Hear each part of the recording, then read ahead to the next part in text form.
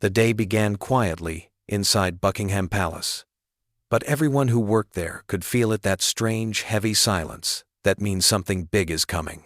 Whispers carried down marble corridors. Servants avoided eye contact, and the sound of footsteps echoed like secrets on polished floors. Something was happening behind those gilded doors, something that would change the royal family forever. In his private study, King Charles III sat alone beneath the portrait of his late mother, Queen Elizabeth II. Her watchful eyes seemed to follow him, a reminder of legacy, of duty, and of the impossible weight of the crown. A letter lay on his desk, sealed, unsigned, but powerful enough to end generations of royal tradition. Charles stared at it for a long time. His reflection trembled faintly in the glass of the window. Outside, the skies above London were gray and restless. Even the weather seemed uneasy. Finally, he whispered the words only he could hear. It has to be done. That single sentence would echo through the walls of history.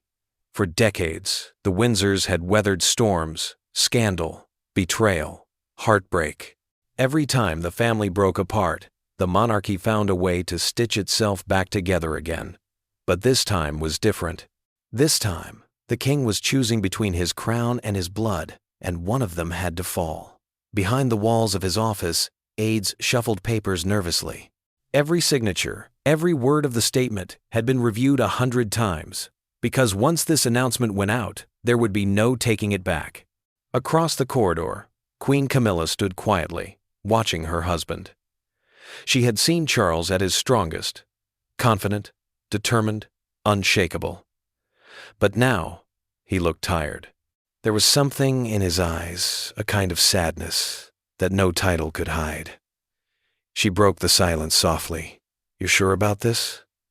Charles didn't look up. "It's the only way," he said. A pause. Then, "Camilla," almost whispering, "they'll never forgive you." He finally turned to her, his voice calm but resolute. "They don't have to. History will." Outside the palace, the city was oblivious. Tourists posed for photos, guards changed their posts, and the British flag waved as always. But deep inside, the monarchy was about to split in two. By mid-afternoon, a royal press advisor entered the room, holding the final document, the one that would remove Prince Andrew and his family from the line of succession. His voice trembled slightly as he spoke. "Your Majesty, the statement is ready for release." Charles nodded once, his eyes never leaving the letter. He reached for his pen, the same one used during his coronation signing, and hesitated. The room felt colder now. He looked up at his mother's portrait again. "Forgive me, Mama," he whispered. Then he signed. Elsewhere, across the city, Sarah Ferguson, the Duchess of York, was in the middle of a public event for her charity foundation. Smiling for the cameras, waving, shaking hands, she looked radiant, confident, completely unaware that the ground beneath her was about to disappear. Her assistant received a phone call, pale-faced. "Ma'am," she said, voice shaking, "it's from the palace." Fergie frowned. "What's happened?" The assistant didn't answer, she only handed her the printed statement. Fergie's smile faded as her eyes ran down the page. The room around her blurred. The laughter, the chatter, it all disappeared into silence. "By His Majesty's command, the Duke of York and his immediate family shall no longer hold position within the royal line of succession." Her hands trembled. "No, this can't be real," she muttered. "He wouldn't, but he did." She stepped back from the cameras.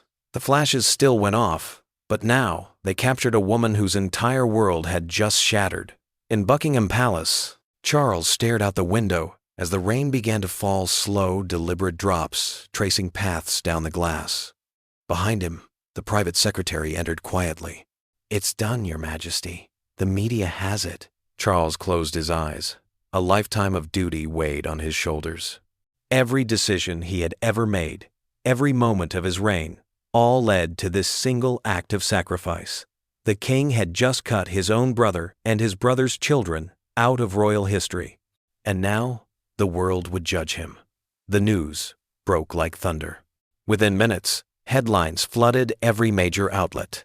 King Charles removes Andrew and family from line of succession. Fergie blindsided by the palace. Crisis within the Windsors. Monarchy faces historic divide. Across social media, debates raged.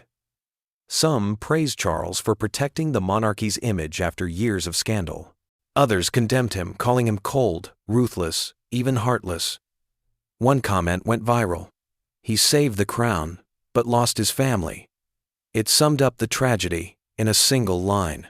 Meanwhile, inside the Duke of York's residence, Andrew sat motionless in his chair. The statement lay open on the table before him. His daughter, Princess Beatrice, tried to speak, but her voice cracked. "Papa, what happens now?" Andrew didn't answer. His face was pale, his hands clasped tightly together. For a man who had once stood beside kings and queens, who had marched proudly in royal parades, and stood on palace balconies, the silence now felt deafening. He finally murmured, "We're out, Bea, completely out." The words barely left his lips. The weight of disgrace pressed on him like iron. That night, as the rain poured harder, Buckingham Palace stood illuminated against the dark sky. But inside those walls, it was not a night of glory, it was a night of mourning.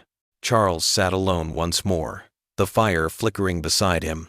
The same letter he had signed now rested on the table, sealed with the royal crest. He picked it up, staring at it, as if still unsure whether the right thing and the painful thing could ever be the same.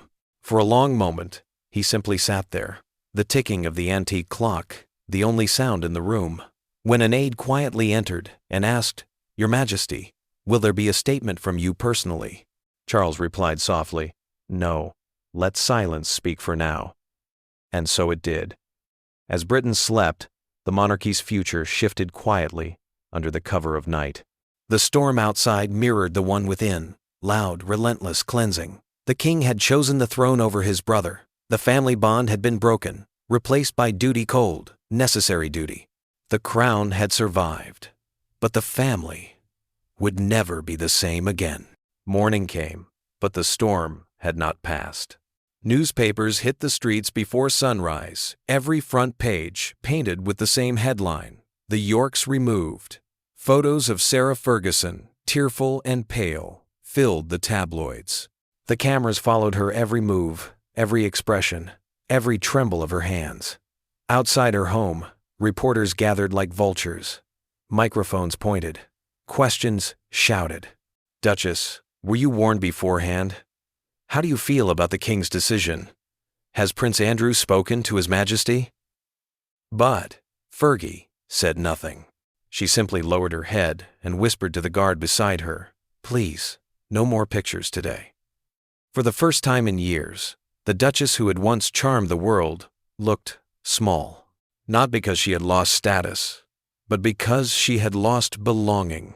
Inside royal circles, the shock was just as deep. Courtiers whispered in hushed tones. Palace staff exchanged uneasy glances. Nobody had expected the king to go this far. At Kensington Palace, Prince William and Princess Catherine received the news early that morning. William stared at the report for a long moment, his jaw tightening. "He actually did it," he said quietly. Kate placed a hand on his arm. "He did what he had to," she replied, her voice calm but heavy. William looked out the window at the London skyline, the city his grandmother had ruled with quiet grace for 70 years. He sighed. "He's thinking about the monarchy, not the family." Kate didn't respond, but her silence said everything. She understood what he meant. If a king could erase his brother for the sake of image, what might the crown demand next? Across the Atlantic, the news reached Harry and Meghan in California. According to palace insiders, a royal aide had informed them privately before the statement went public, but even they were stunned by its finality. Harry was said to have paced the room for hours, anger and disbelief mixing in his voice. "He's cutting off his own bloodline," he reportedly said. "If he can do this to Andrew, no one's safe." Meghan, always measured, responded softly, "It's not about punishment. It's about power." The couple declined public comment, but the silence from Montecito spoke volumes. Every royal watcher knew the rift between father and son had just grown wider. Meanwhile, the British public was divided. Outside Buckingham Palace, crowds gathered, holding flags and banners, some supporting the king, others condemning him. An elderly woman told reporters, "The monarchy has to protect itself. It's not personal, it's history." But a younger voice nearby countered sharply, "How can it not be personal? It's his brother." On social media, hashtags like #RoyalReform and #End of the Yorks trended worldwide. Every opinion, every post, every rumor, it all added fuel to the fire. By late afternoon, Sarah Ferguson finally broke her silence. Standing before the press outside her home, she appeared composed but fragile, the kind of poise that only comes from heartbreak. Her voice trembled as she began. "I will always respect His Majesty's decision. But I hope, in time, the world understands that being royal is not what makes you part of a family. Love does." She paused, eyes glistening under the flash of cameras. "And no one can take that away from us." It was short, restrained, dignified, but behind that statement lay years of humiliation, exile, and quiet endurance. The crowd applauded softly, but the silence that followed felt like mourning. Back at Buckingham Palace, the king received the briefing of Fergie's speech.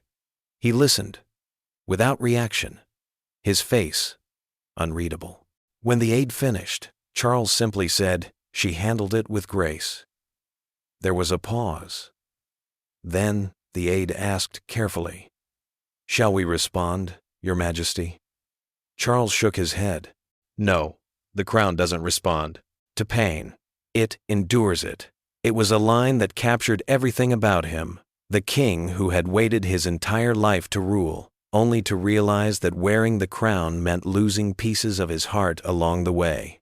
Later that evening, Prince Andrew arrived at the palace unannounced, uninvited. He was stopped by security at the gates, but the guards hesitated. They still called him Your Royal Highness, out of habit.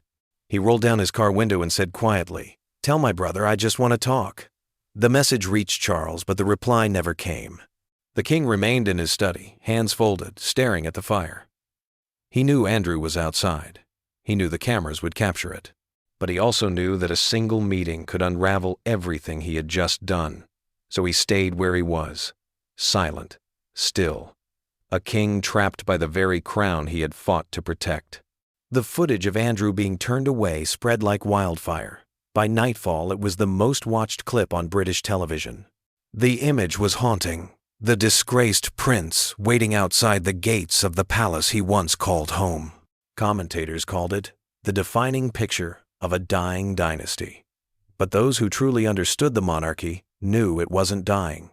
It was evolving, painfully, ruthlessly, necessarily. As midnight approached, Buckingham Palace stood quiet once again. But this silence was different, heavier, lonelier. Charles walked through the empty halls, his footsteps echoing beneath chandeliers that had seen centuries of triumph and tragedy. He paused by a window overlooking the courtyard, where faint raindrops still shimmered in the light. He whispered to himself, "I've done what must be done. Now God save the rest of us." For the first time, the king looked less like a ruler and more like a man. One haunted by the cost of power. And far from London, in a quiet home outside Windsor, Sarah Ferguson sat by her window, writing in her diary. Her pen moved slowly, almost painfully, as she wrote, "History forgets hearts, but I won't forget him, or the family we once were." She closed the book gently and looked up at the night sky. Somewhere beyond those clouds, the same moon shone over Buckingham, where the brothers she once called family now sat alone, burdened by the crown.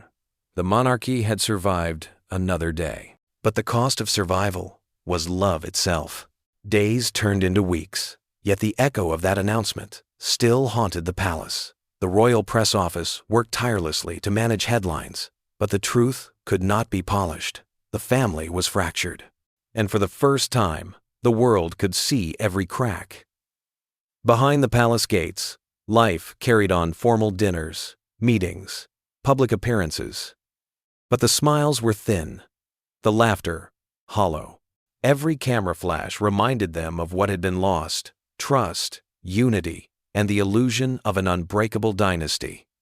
Inside his private office, King Charles read through the morning briefings. Each report was another wound.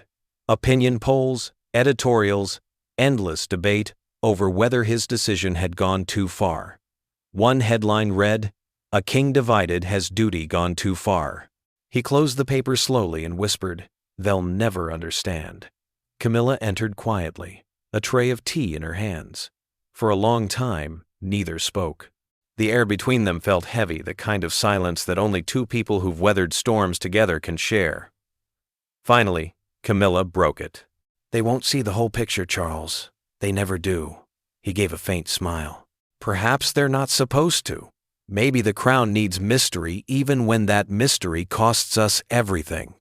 She looked at him, studying the face of a man who had carried the weight of 1,000 years of monarchy, and realized he had aged more in the last few weeks than in the last few years. Across London, the fallout continued.